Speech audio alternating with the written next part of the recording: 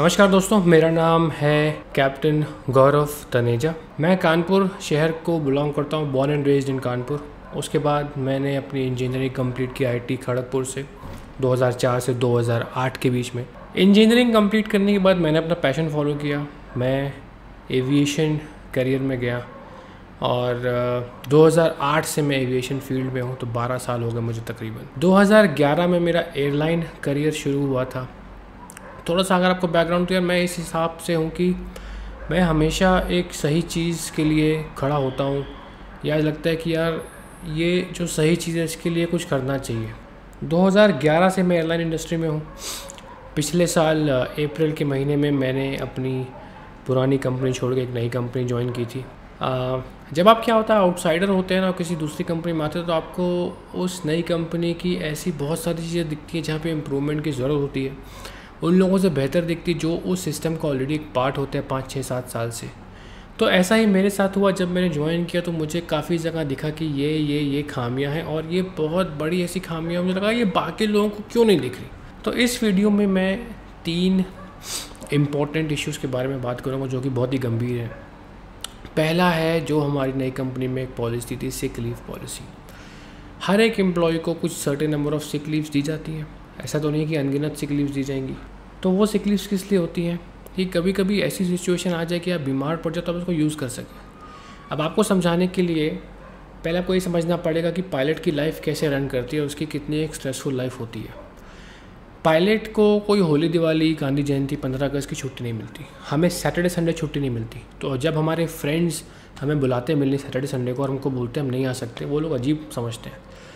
हमारी छुट्टी वेडनेसडे को होती है, लेकिन वेडनेसडे को कोई खाली नहीं होता, तो हम लोग इवेंचुअली घर पे ही होते हैं और अपना काम कर रहे होते हैं। तो वैसे ही ये स्ट्रेसफुल जॉब है बिकॉज सोशल लाइफ आपकी ज़ीरो हो जाती है। अब आप लोगों को अगर सैटरडे संडे को छुट्टी मिलती है और आप मान लीजिए वेडनेसडे को बीमार पड़ गए, अब बीमारी देख के तो नहीं आती, आप प्लान भी नहीं कर सकते, आपने वेडनेसडे को छुट्टी ले ली, तो क्या आपका एम्प्लॉयर ऐसा बोलेगा कि भाई आपने वेडनेसडे को छुट्टी ली थी इसलिए आप संडे को काम करने आओ क्योंकि वेडनेसडे को आपका रेस्ट हो गया? रेस्ट नहीं हुआ आपका, वो आपकी सिक लीव थी। जो बीमारी को आप प्लान नहीं कर सकते, और इसीलिए क्योंकि आप प्लान नहीं कर सकते आपको कुछ एक्स्ट्रा कोटा दिया जाता है कि अगर आपके साथ ऐसी सिचुएशन हो तो आप क्या करेंगे, आप उसको यूज़ करेंगे। पायलट्स का जो रोस्टर होता है हमारा ना, हर महीने एक रोस्टर आता है कि ये इस दिन फ्लाइट है, इस दिन यहाँ जाना है, इस दिन वहाँ जाना है, इस दिन रेस्ट है, ऐसे आता है। 25 तारीख की हर महीने को नेक्स्ट मंथ का रोस्टर दे दिया जाता है। अभी जैसे जून चल रहा है तो 25 मई को मेरा पूरा जून का रोस्टर आ जाएगा। अब हमारी लाइफ वैसे आपको मैंने बताई थी कैसे होती है। अब मान लो मेरी 9 तारीख को छुट्टी है, तो मैं 9 तारीख को अपना कुछ प्लान कर लूँगा। मेरी इसका जन्मदिन है या बेटी की कुछ पार्टी है या उसका स्कूल में पेरेंट टीचर मीटिंग है या उसको डॉक्टर के पास लेके जाना है या मेरे किसी रिश्तेदार की शादी है, दोस्त की शादी है। अब 9 तारीख को मेरी छुट्टी पहले से आ गई थी जो कि कंपनी ने मुझे बताई थी। अब 7 तारीख को मैं बीमार पड़ गया। अब मेरा उसमें कोई वो तो है नहीं कि मैं भाई बीमार कब पड़ूंगा, मुझे एक नोटिस आएगा कि भाई मैं बीमार इस दिन पड़ूंगा तो मैं कंपनी को पहले से बता सकता हूँ। 6 तारीख की रात को मुझे ऐसा लगा कि मैं बीमार पड़ रहा हूँ, मेरा सर दर्द हो रहा है, या कोई पर्सनल रीज़न भी हो सकता है यार कि 6 तारीख की रात को मैं घर पर अकेला था, मेरी वाइफ भी वर्किंग है, मेरी छोटी बेटी है, वो सो नहीं रही, वो तंग कर रही है, उसको पेट में दर्द हो रहा है, वो दूध नहीं पी रही, रात भर वो रो रही है, सूसू पोटी कर रही है, मैं उसकी टेक केयर कर रहा हूँ। तो उस चक्कर में मेरी नींद नहीं हो पाई। तो मैंने 7 तारीख को बोला कि मैं अपनी एक सिक लीव यूज़ करूँगा या मैं फटीग रिपोर्ट करूँगा, मेरा पर्सनल रीज़न है। अब आप लोगों के केस में अगर आप एक ऑफिस जाते हैं तो आपका अगर हल्का सा सर दर्द है या बुखार है या आपकी नींद पूरी नहीं हुई, आप 2 घंटा भी सो के चले जाएंगे, भाई कौन छुट्टी लेगा। पायलट्स की लाइफ में ऐसा नहीं होता। जब आप कॉकपिट में घुसते हैं ना तो वहाँ लिखा होता है this is a serious profession, leave all your worries behind.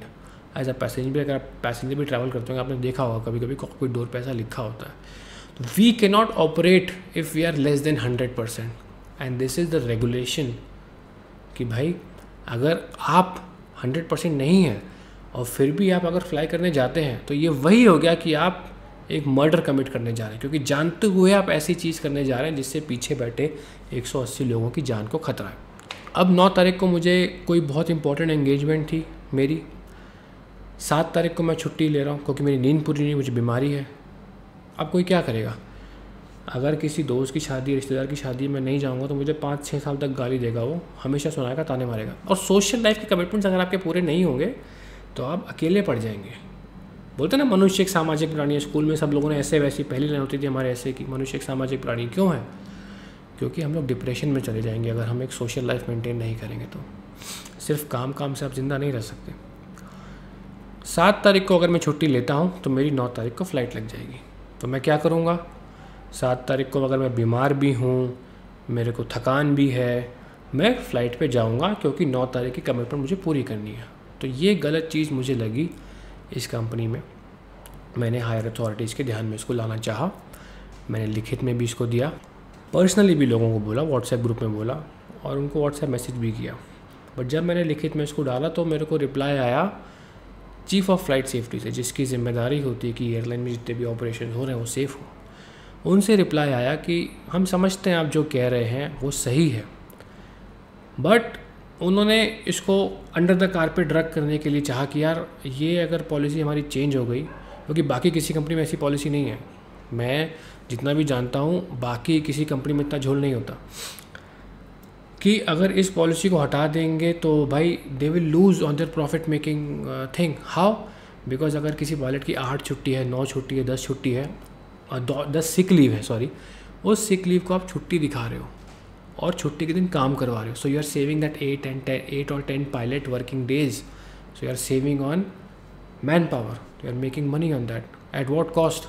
आपके कॉकपिट में एक थका हुआ पायलट है, कल को कोई इमरजेंसी हो गई ना, वो डिसीजन नहीं ले पाएगा, जहाज़ गिर जाएगा आपका। जब मैंने इतनी आवाज़ें उठाना शुरू की इसके लिए तो मुझे चीफ़ ऑफ फ्लाइट सेफ्टी का भी ईमेल आया कि भाई ये तो बहुत सिक रिपोर्ट करता है, फटीग रिपोर्ट करता है, इसकी काउंसलिंग करी जाए, लाइफस्टाइल काउंसलिंग की जाए, इसका मेडिकल दोबारा कराया जा सकता, कुछ दिक्कत है। So mind you this email is coming from a person जिसकी रिस्पॉन्सिबिलिटी है कि ऑर्गेनाइजेशन में सेफ्टी हो, सेफ्टी कल्चर को प्रमोट किया जाए।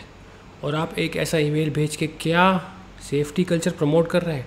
आप तो ये चाहते हैं कि कोई बंदा सिक रिपोर्ट ना करे। क्योंकि मैं हमेशा कहता था कि मैंने इस दिन सिक रिपोर्ट किया और 2 दिन बाद मेरा ऑफ़ है, तो आप वो ऑफ़ हटाएंगे नहीं, वो मेरा ऑफ़ है। तो मैं अड़ जाता था, तो वो चीज़ को पसंद नहीं आती थी। तो ये चाहते थे कि किसी और तरीके से मेरे को लंबे जाल में उलझा दें, मेरे को मेडिकल के चक्कर लगवाएंगे, ये लोग ये कहीं से दिखा दें कि मैं ज़्यादा बीमार पड़ता हूँ, मेरे मेडिकल के ऊपर दाग लगा दें, मेरे लाइसेंस के ऊपर एक धब्बा लगा दें कि मुझे कुछ प्रॉब्लम है। तो देवर ऑल्सो इन, अगर मैं अपना पायलट मेडिकल क्लियर करके आया हूँ और वो मेडिकल 1 साल के लिए वैलिड है, that means you are directly questioning the authorities of the air force जो कि मेडिकल क्लियर करता है पायलट्स का। और ये रेगुलेटर ने ऐसी क्यों रूल्स बनाए हैं? जब भी कोई रूल बनता है उसमें हज़ारों सालों, हज़ारों घंटों की मेहनत और एक्सपर्टीज़ लगी होती है प्रोफेशनल्स की, तब जाके वो रूल बनता है। उसको डॉक्यूमेंट करते हैं कि भाई ये रूल है, this is the safest way to operate. अगर वो नहीं होता तो वो रूल बनाते ही नहीं। Sick report and fatigue report in an airline business is a non punitive policy, this is documented by the regulator. मतलब कि उसमें सरकार की सील लगी हुई है, वो चीज़ भी यहाँ फॉलो नहीं होती खुल्लम खुल्ला। वो जब मैंने पॉइंट आउट किया तो उनको लगा यार ये पॉइंट आउट कर रहा है, ये पॉलिसी चेंज कर देंगे तो उसका देखा है कि 10 लोग और खड़े हो जाएंगे। तो मेरे को उन्होंने प्रॉब्लम्स क्रिएट शुरू करना कर दी। दूसरी चीज़ जो मैं आपके साथ डिस्कस करना चाहता हूँ, जब कोरोना का टाइम चल रहा था तो किसी को पता ही नहीं था कि भाई क्या चीज़ है, बीमारी फैल रही है, प्रिकॉशन लेना है, बाहर नहीं जाना है, खाना कैसे खाएंगे। भाई न्यूज़ में इसको बहुत बड़ा हुआ बना दिया गया था और ऐसा था कि इसकी कोई इलाज नहीं है, तो लोग और डरे हुए थे, कैसे करना है, क्या करना है, कुछ समझ में नहीं आ रहा था। तो स्ट्रेस बहुत ज़्यादा था लोगों के बीच में।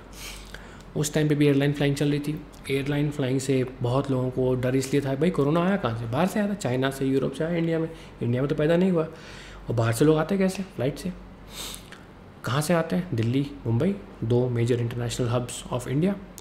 तो अगर वहाँ से ट्रांजिट हो रहे हैं लोग एयरपोर्ट पे, मतलब हम लोग को खतरा है एयरपोर्ट पे जाने का। We have at a higher risk of getting infected from COVID virus.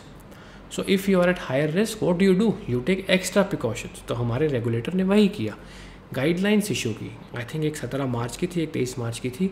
उस गाइडलाइंस में साफ साफ लिखा था कि प्लीज़ इन गाइडलाइंस को फॉलो करिए, तभी सेफ ऑपरेशन आप कर सकते हैं। तो वहाँ पे भी लापरवाही, कुछ गाइडलाइंस फॉलो नहीं हो रही थी। वो क्यों नहीं हो रही थी मुझे नहीं पता, लेकिन मुझे ये दिख रहा था कि क्या फॉलो हो रहा है, क्या फॉलो नहीं हो रहा। उसके पहले भी बहुत बार मैंने व्हाट्सएप ग्रुप में, जो कि एक तरीके से ऑफिशियल ग्रुप ही होता है सारे पायलट्स का, और वो कंपनी मैनेजमेंट ही उसको चलाता है, उस पर बहुत बार डाला कि ये नहीं हो रहा, ये नहीं हो रहा। 23 मार्च को, आई थिंक 23 या 22 मार्च को, when I go to an aircraft, when I sign the paper that I accept this aircraft, I am the pilot in command. The regulatory body, the ICAO, which is the international body, they invest their powers in the PIC, which is the pilot in command of an aircraft, कि अब इस aircraft की जिम्मेदारी आपकी है, इस aircraft में जो भी होता है वो आपकी जिम्मेदारी है। ये रेगुलेशंस कंपनी को फॉलो करने हैं, लेकिन अगर कंपनी नहीं कर रही फॉलो तो वो आपकी जिम्मेदारी बन जाती है, क्योंकि कल को उसकी वजह से अगर कुछ डेंजर आता है आपकी सेफ्टी पर, पैसेंजर की सेफ्टी में, तो आपकी जिम्मेदारी है। 23 मार्च के दिन मैंने अपनी फ़्लाइट, मुझे ध्यान नहीं मैं कहाँ गया था, शायद चेन्नई गया था या कोलकाता गया था, देखना पड़ेगा। मैंने अपनी फ़्लाइट 40 मिनट डिले की, क्योंकि एक भी वो प्रोसीजर फॉलो नहीं हो रहा था। मैंने अपने हायर मैनेजमेंट को व्हाट्सएप किया क्या करूँ, मैंने उनको बताया कि भाई ये दिक्कत है। मतलब बेसिक से बेसिक चीज़ नहीं थी। आप एयरलाइन है, इतना पैसा है आपके पास, इतने बड़े ऑपरेशंस हैं, और छोटी से छोटी चीज़ नहीं थी, पता ही नहीं था क्या करना है, मैनेजमेंट की बहुत कमी थी। 40 मिनट मैंने डिले किया, मैंने खुद के लेवल पे उसको सॉर्ट आउट करना चाहा, और उस फ्लाइट में मैंने डॉक्यूमेंट भी किया। हर एक कप्तान के पास एक डॉक्यूमेंट होता है जो कि एक लीगल डॉक्यूमेंट होता है, जो कंपनी के पास डायरेक्ट जाता है। मैंने फीडबैक दिया कि ये नहीं हुआ, ये अनसेफ है, DGCA का सर्कुलर नंबर ये और ये फॉलो नहीं हो रहा। क्या एक्शन हुआ उस पर? कोई एक्शन नहीं हुआ। उसके बाद फिर मुझे लगा कि जब कुछ हो ही नहीं रहा, ऐसे बहुत सारे लैप्सेस थे, मैं एक वीडियो में नहीं गिना सकता। 24 मार्च को मैंने फ़्लाइट पे जाने का डिसीजन लिया कि मैं नहीं जाऊँगा, क्योंकि जब मुझे ये लग गया कि मैं एक एम्प्लॉय हूँ, मैं अगर काम पे जा रहा हूँ तो ये जिम्मेदारी एम्प्लॉयर की बनती है कि वो मेरी और जो सारे स्टेक होल्डर्स हैं, जो मेरी और पैसेंजर्स की सेफ्टी का आप ध्यान रखें। क्योंकि अगर एक पैसेंजर 6,000 रुपये 7,000 रुपये की टिकट खरीद रहा है, तो ये मान के चलता है कि मेरी सुरक्षा का पूरा इंतज़ाम किया जा रहा है, सरकार के जो निर्देश हैं वो फॉलो हो रहे हैं, बट उनको नहीं पता। आप लोग जो पैसेंजर, आपको नहीं पता कि पर्दे के पीछे क्या होता है, कुछ फॉलो नहीं होता। इंडिया में सेफ्टी का चलता है एटीट्यूड है, कुछ नहीं होगा, सबको चलता है। हमारा सेफ्टी रिकॉर्ड कुछ इंडिया में अच्छा नहीं रहा, बाहर जब भी ऑडिट होता है वो इंडिया को डाउनग्रेड करके ही जाते हैं। तो 24 तारीख को मुझे नहीं लगा कि जिस हिसाब से लापरवाही हो रही है, मैं अपने पैसेंजर्स की सेफ्टी इंश्योर कर सकता हूँ, क्योंकि डिसीजन मेरा है। कल को कुछ भी होगा, रेगुलेटरी बॉडी कंपनी का गला नहीं पकड़ेगी, वो मेरा गला पकड़ेगी। तुम पायलट थे, तुम्हारी जिम्मेदारी थी। और इंडिया में ट्रैक रिकॉर्ड रहा है, कोई भी एक्सीडेंट होता है हमेशा पायलट को स्केपगोट बनाया जाता है कि इसको पकड़ो। हमेशा किसी एक्सीडेंट में अगर पायलट नहीं बचा तो उसके ऊपर पूरा फोड़ दो, बच भी गया तो उसको बार बार कोर्ट लाओ, उसके लाइसेंस कैंसिल कर दो, बिना इंक्वायरी के पहले उसको पहले ग्राउंड कर दो, बाद में देखेंगे क्या हुआ। 24 मार्च के दिन मैंने कहा बहुत हो गया। मैंने अपने हिस्से की छुट्टी एक कटवाई, तो मैंने कहा I can not fly because I don't think it is safe. और मुझे इतना ट्रॉमा था कि यार मैं जा रहा हूँ बाहर, ना पैसेंजर सेफ्टी ना मेरी सेफ्टी है, इतनी लापरवाही में मैं वापस घर आऊँगा, घर में संक्रमित कर दूँगा किसी को, फैमिली है, सब कुछ है। वो बात शायद इन लोगों को पसंद नहीं है कि मैं बहुत ज़्यादा ये सब बातें उठाता हूँ, सेफ्टी की बातें उठाता हूँ, क्योंकि ये सब करने में खर्चा होता है, कॉस्ट ऑफ द कंपनी बढ़ती है। उसी के चक्कर में फिर 25 तारीख से तो लॉकडाउन ही हो गया था। 4 मई को मेरे को एक शो कॉज नोटिस जारी किया गया, ये बोलते हुए कि जो आपने 24 तारीख को छुट्टी ली थी, 24 मार्च को, उसको कंपनी को बहुत नुकसान हुआ उसका। और उस नोटिस से ये साफ़ हो गया था कि एडमिन इश्यूज़ लगाए गए थे मेरे ऊपर, और भी 3-4 मेल अलग अलग, और टक टक टक टक एक के बाद एक। तो मैं समझ गया मेरे से बहुत नाखुश हैं, जिस तरीके से मैं इनको पॉइंट आउट करता हूँ कि ऐसा होना चाहिए, ऐसा होना चाहिए, कि इनको लगा कि ये चीज़ अगर बाहर आ जाएंगी तो पता नहीं क्या उनके दिमाग में चला।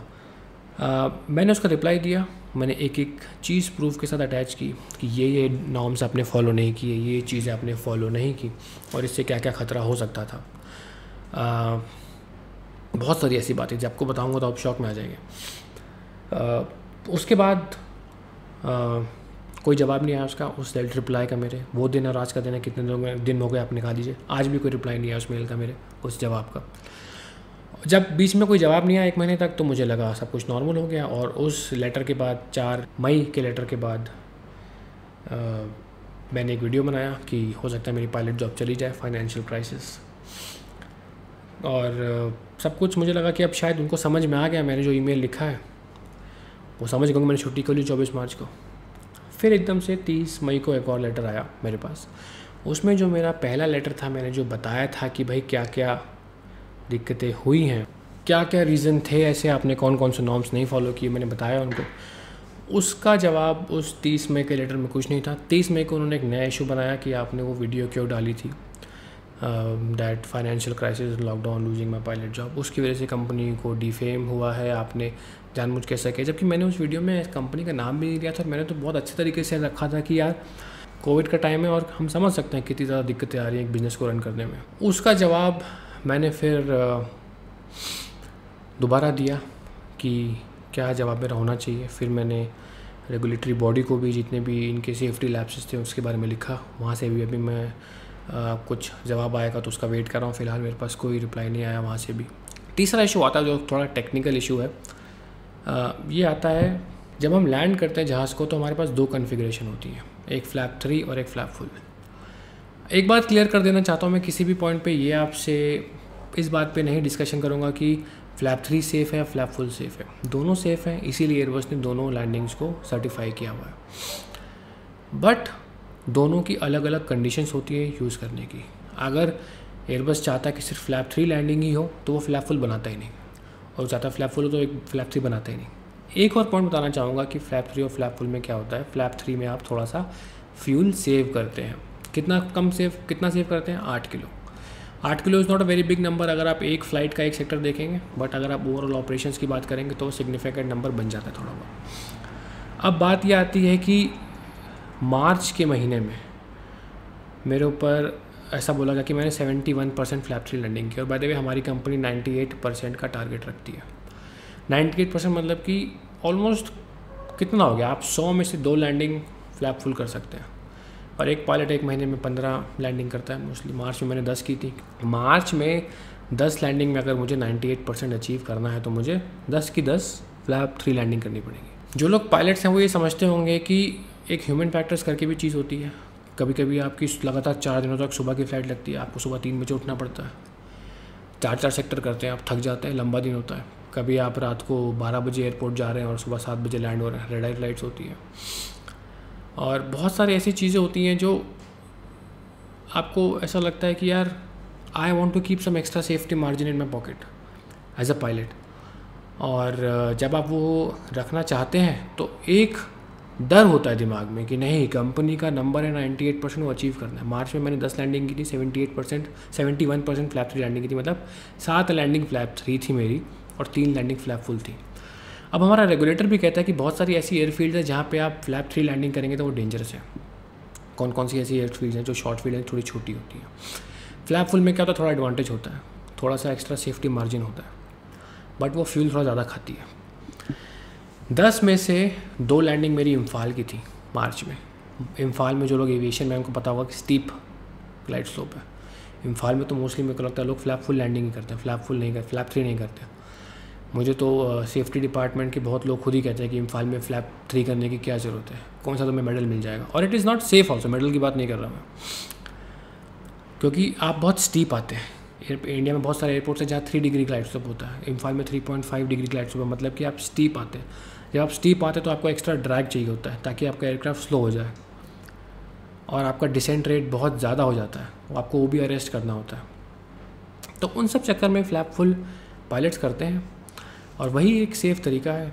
और जो तीसरी लैंडिंग थी मेरी बागडोगरा में थी, जो मैंने फ्लैप फुल की थी, क्योंकि इस समय वेदर ऐसा था, एनवायरमेंटल कंडीशंस ऐसी थी कि मुझे लगा फ्लैप फुल करना ही सेफ़ है। प्री मानसून टाइम चल रहा था मार्च में, और नॉर्थ ईस्ट इंडिया में प्री मानसून थोड़ा नटोरियस ही रहता है। हमारी कंपनी में 98% अगर आप फ्लैप 3 लैंडिंग नहीं करते तो वो नॉन कंप्लायंस ऑफ SOP है। SOP मतलब स्टैंडिंग ऑपरेटिंग प्रोसीजर्स। और अगर आपका एक काम करने का तरीका समझ लीजिए, मतलब आप अपने जो लिखित में काम करने का तरीका उसको फॉलो नहीं कर रहे, आप एक तरीके से गाइडलाइंस फॉलो नहीं कर रहे, तो आपकी पायलट एबिलिटी पे भी क्वेश्चंस कर सकते हैं वो। तो ये सीन है। ऑल्सो अगर आप 98% फ्लैप 3 लैंडिंग नहीं करते उसको वो डीमेरिट पॉलिसी में काउंट करते हैं। और डीमेरिट पॉलिसी हमारी क्या होती है कि हर चीज़ के लिए कुछ डीमेरिट पॉइंट्स दिए जाते हैं और साल के एंड में आपका टोटल निकाला जाता है, उससे आपको एनुअल बोनस दिया जाता है। ये चीज़ जब हमने ट्वीट भी की थी कि ऐसा होता हमारी कंपनी में, तो हमारी कंपनी के डिप्टी चीफ पायलट ने ट्विटर पे आया था, उन्होंने कहा कि ऐसी कोई पॉलिसी नहीं है। फिर हमने एक मेल दिखाया जो कि हेड, उनके भी डिप्टी चीफ पायलट के हेड ने सबको भेजी थी, शायद वो भूल गए होंगे कि वो मेल ऐसी भेजी उन्होंने, और उसमें साफ साफ लिखा था कि अगर आप ऐसा करेंगे तो आपको डीमेरिट पॉइंट्स दिए जाएंगे, मतलब अगर आप फ्लैप 3 नहीं करें आप डीमेरिट पॉइंट्स दिए जाएंगे। वो मेल का स्क्रीनशॉट देखते ही डिप्टी चीफ पायलट को अपना ट्वीट डिलीट करना पड़ा। जब आपके पास प्रूफ हो तो फिर आप कैसे खड़े होंगे। तो ये हो गई बात फ्लैप 3 की। और 10 में से 7 लैंडिंग अगर मैं फ्लैप 3 कर रहा हूँ तो वो कोई कम नहीं है। किसी भी और कंपनी में ऐसा एक टारगेट नहीं दिया जाता कि आपको वो टारगेट अचीव करना है। अब टारगेट अचीव करने के चक्कर में लोग क्या करेंगे, हर चीज़ फ्लैप 3 करेंगे। जहाँ पे सेफ होगा वहाँ पे भी फ्लैप 3 करेंगे, जहाँ अनसेफ होगा वहाँ पे भी फ्लैप 3 करेंगे। तो this directly impacts the passenger safety, क्योंकि आप लोग जब पीछे बैठे तो आप लोग को नहीं पता कि साला एक एक बूंद फ्यूल को बचाने के लिए कितनी चीज़ें लाइन पे जाती हैं। अरे यार, अगर मैं एक ऐसी क्रिटिकल फील्ड है जहाँ पे मैंने फुल फ्लैप लैंडिंग कर दी और मैंने 5, 10, 15 किलो फ्यूल एक्स्ट्रा बर्न कर दिया तो क्या हो गया। I am the passenger, I am the PIC of the aircraft, it is my responsibility to decide when it is safe to do flap 3 landing, when it is safe to do flap full landing.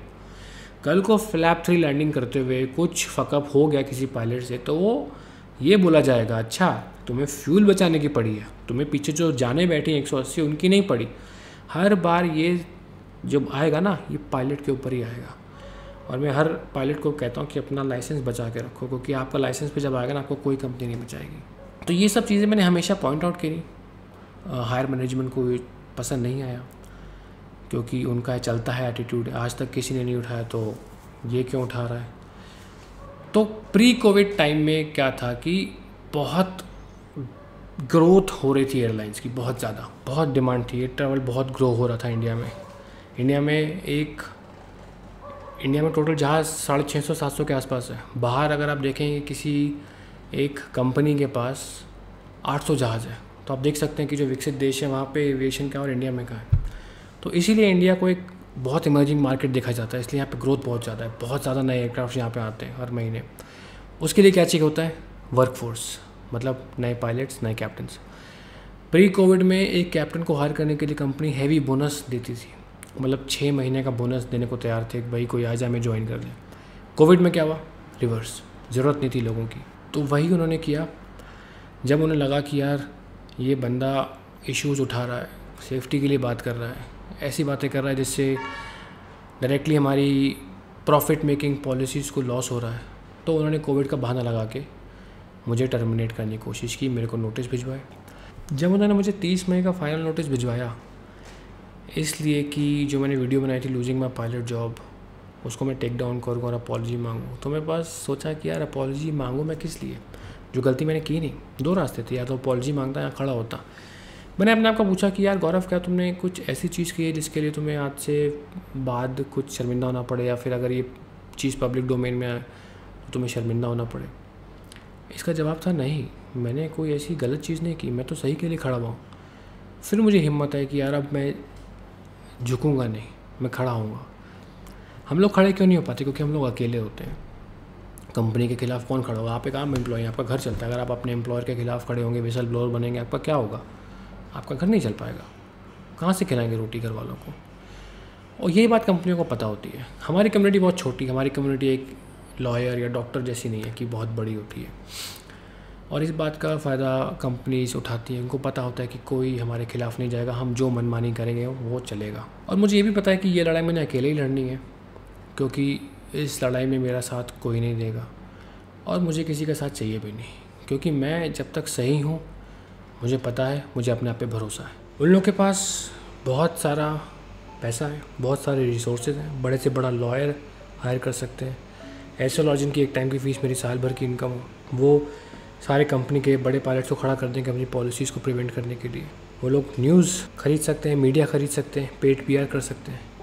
उनके पास कोई कमी नहीं है resources की, और मैं एक अकेला, वो एक कंपनी। लेकिन अभिमन्यु भी सच था, सही था। वो भी अपने धर्म के लिए लड़ा था। और जब वो अंदर गया था तो वहाँ क्या दिखा उसे, महारथी थे, बहुत बड़े बड़े महारथी, और ऐसे ऐसे नाम जिनको सुन के कोई भी दिग्गज घबरा जाए। बट वो अधर्म के लिए लड़ रहे थे। बट कभी कभी घबराहट इस चीज़ को लेके हो जाती है कि मैं अकेला खड़ा हूँ, और बेचारा अभिमन्यु भी अकेला गया था। और उसका हश्र क्या हुआ था, सही होते हुए भी उसको उन महारथियों ने कूटनीति से मारा था। आगे पीछे साइड सब जगह से उसके तलवार मारी थी, सारे नियम तोड़ दिए गए थे, और बेचारा अभिमन्यु ज़मीन पर लेट गया था और उसकी मृत्यु हो गई थी। ये जानते हुए भी कि मेरा करियर दांव पे है, मेरा फ्यूचर दांव पे है, मेरा परिवार का फ्यूचर दांव पे है, मैंने इस चक्रव्यूह में घुसने की ठानी है। ये जानते हुए भी कि ये लोग मेरे ऊपर बहुत सारे एलिगेशंस लगाएंगे, मेरे को इनकॉम्पिटेंट या फिर एक नाकाम पायलट साबित करने की कोशिश करेंगे कि मुझे अपना ही काम नहीं आता, मैंने ही ये नहीं किया, मैं ही इनकॉम्पिटेंट हूँ। मेरे को हर तरीके से डाउन दिखाने की कोशिश की जाएगी। मेरे पायलट लाइसेंस पे भी सवाल उठाए जाएंगे। हो सकता है कि यार मेरा पायलट लाइसेंस भी कैंसिल करा दें। और जब मैं आईआईटी का एक इंजीनियरिंग कंप्लीट करके इंजीनियरिंग करियर लाइन छोड़ के एविएशन में आया था, तो मेरा पैशन था। जब मैं खड़गपुर से निकल रहा था तो वहाँ से ट्रेन पकड़ी थी जो कि कानपुर होकर दिल्ली जाती थी। कानपुर में मैं उतरा तो मेरी माँ खड़ी थी कि यार बच्चा आएगा 3-4 दिन घर पे रहेगा। बट मेरे को इतना था कि अपना पैशन के लिए मैं हमेशा से ऐसे ही रहा हूँ कि मेरे माँ के पाँव छुए। मैंने कहा माँ ट्रेनिंग करके आऊँगा, फिर खूब सारा टाइम साथ में बिताएंगे। वहाँ से कानपुर में बस 5 मिनट रुकती है ट्रेन। बैग लिया और सीधा दिल्ली चला गया, फिर फ्लाइंग के लिए चला गया। तो ऐसे इंसान के लिए सोचिए क्या महत्व रखता होगा उसका यूनिफॉर्म और उसका लाइसेंस। और ये जानते हुए भी कि उस पर भी आँच आ सकती है, मैं फिर भी इस लड़ाई में घुस रहा हूँ क्योंकि मैं सही हूँ। और जब तक कोई इंसान खड़ा नहीं होगा तब तक बाकी लोगों में भी हिम्मत नहीं आएगी कभी खड़ा होने की। और ये चलता है और चलता है, एटीट्यूड हिंदुस्तान में चलता ही चलता रहेगा। तो इसीलिए मैंने ठाना कि अगर मैं गलत नहीं हूँ तो मुझे खड़ा होना चाहिए, अगर मैं सच के लिए खड़ा हूँ तो मुझे खड़ा होना चाहिए। और अब देखते हैं कि क्या होता है सबके लिए।